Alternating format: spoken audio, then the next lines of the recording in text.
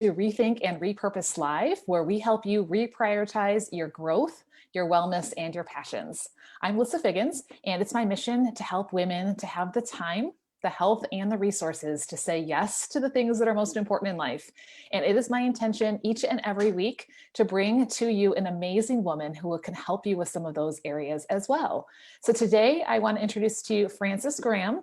She is a vegan chef, and what I love about her is that she has really been on a wellness journey where by changing her diet, it really impacted some health issues that she was having. And so now that has led her to educating and inspiring new vegans, as well as those who are seasoned about what a plant-based life looks like. So Frances, thanks so much for joining us. Tell us a little bit about your wellness journey and how the changes you made have made a difference for you. Well, hi, Lisa. It's great to be here today and to basically introduce myself, and hopefully I can be a little bit of a guidance for others. My journey started, I actually am originally from the Midwest, even though I live in Arizona right now. And I lived in Springfield, Illinois. And actually, as a very young woman in my 20s, I had a lot of energy, but just one day my energy crashed, started feeling ill. And then I was in corporate America for some years, and then I went to the college for the third time in culinary school. And as a woman in my young 30s, I, was going back to college after, being out of college for a while. And at the end of culinary school, I got very ill. Basically sitting in the corner shaking, not knowing what was wrong with me. Wow. So finally, after 3 years of, I'm sure women out there have had this happen. They tell you, you're depressed, you're a woman, there's nothing wrong with you. Right. And then after 3 years, they diagnosed me with Hashimoto's, thyroid disease. And then after that, 4 other very serious autoimmune diseases just started trickling in. And I was at age 36 bedridden 3 months a year. Wow. Not the life you want to be living, right? Right. So what changed for you? Well, I realized that at 36, I shouldn't be bedridden. Right, for sure. And so I knew, from my knowledge of food in the culinary industry, I working in restaurants, working with celebrity chefs, doing these things where there was a lot of healthy food. There was something wrong with my diet that was making me sick. So through a 5-year period, I slowly cut out things that cause acid buildup in your body, which also equate to inflammation in our body. Okay. So what I was striving for was an alkaline body. So with an alkaline body, your body can't even develop cancer cells. Right. Yeah, because it can't thrive in an alkaline environment. Love that. Right. Right. So I decided to take my culinary knowledge and create Nourish'd, my company. Right. Love it. And in April 2019, that company was born. I host events. I help people with their nutrition. I'm writing a book about healing autoimmune disease with a plant-based diet.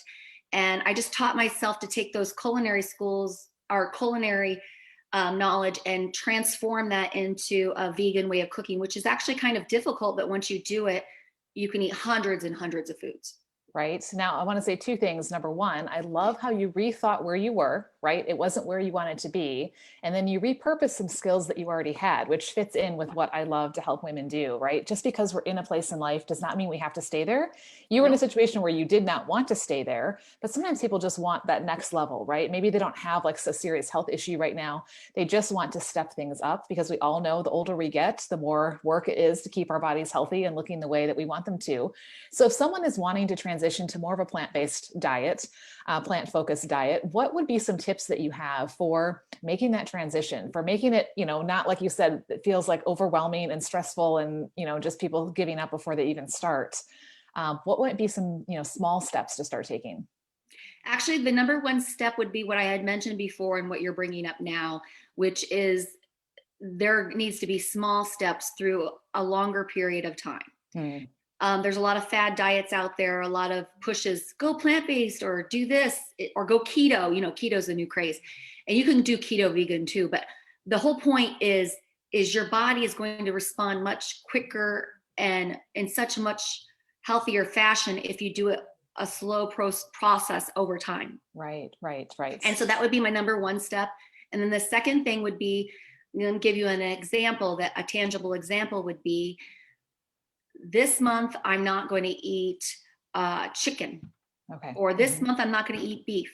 Mm-hmm. See how you feel, regroup after a month. How am I feeling? Am I really missing that? Not really. My life is still full without that chicken or beef or dairy or whatever you want to cut out.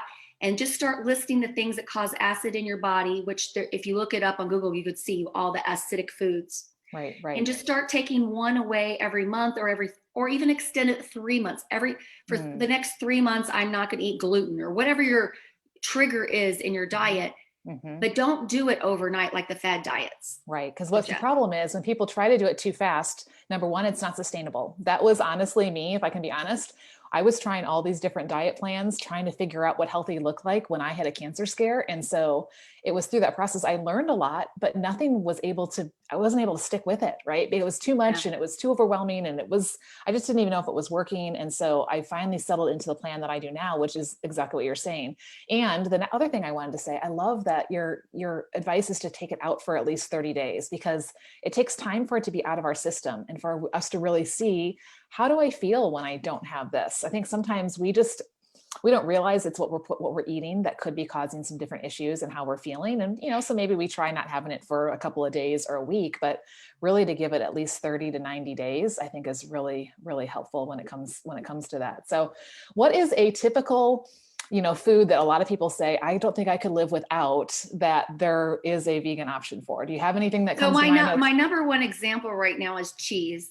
Okay. I've been allergic to milk all my life, but I constantly fed it in my body because I was addicted to the taste of it. Right. None of us are. I mean, very rarely do I run across a person that said they don't like cheese. Okay, that's one thing we all love. Right. It's not like it was in the early 70s when I was born. People, when they went vegetarian, they really had to sacrifice. They didn't have any choices. They had to stick to the same grains and foods and produce. Now we have these amazing options like Violife cheese, Mayakos butter. It really, like I said, if you're cutting it out for that short period of time, substitute it with that immediately. That way you're not just cutting out cheese, you're replacing it with something different that satiates your flavor profile with your taste buds. I love that. Do you find that you have to caution people on not just going from, this version of cheese or this version of something that has gluten or dairy in it to a non, dairy, non-gluten version that just is still highly processed and still is maybe not adding a whole lot of health? Well, I think that this is very key thing that you brought up, and it's very important to realize. It doesn't matter if you're eating unhealthy vegan things to substitute something you're getting off with, because that's just during a transition period. Okay. You're just tricking your brain. So then once your brain is tricked and you're finally fine without that dairy, then you can start doing the healthier versions. Okay. It's just meant for a transition time. Okay. Not That's forever. Good to know. Yeah, because I feel like people will they'll grab a bag of potato chips because it's vegan, right? And I'm thinking it's not adding any health to your body. It's still junk food, right? Yes. So yes, it's better that, you choose that versus the crackers that are full of gluten and other things like that. But, let's make sure we're focusing on what's adding health. And I know before we got on today, you were telling me that you're going to be posting a video about, picking out organic produce and just what to look for and just kind of how to really make this a part of our lifestyle. So the person who's listening right now, who either they're totally plant-based and they want to up it, they are, just a little bit and they want to, start increasing that, or maybe they are like, plants, you can eat those. How can someone get in touch with you, learn a little bit more about what you're doing and grab some of the resources that you're sharing? So I think the easiest, I have a lot of different social mediums and emails and all that great stuff, but to make it more simple, I just direct people to my Instagram page because it has a comprehensive listing of different recipes, videos of where I've gone locally. And I really encourage people to share with me on there, and they can DM me on there. And that's on Instagram. It's at Nourish'd Culinary. That's spelled NOURISHD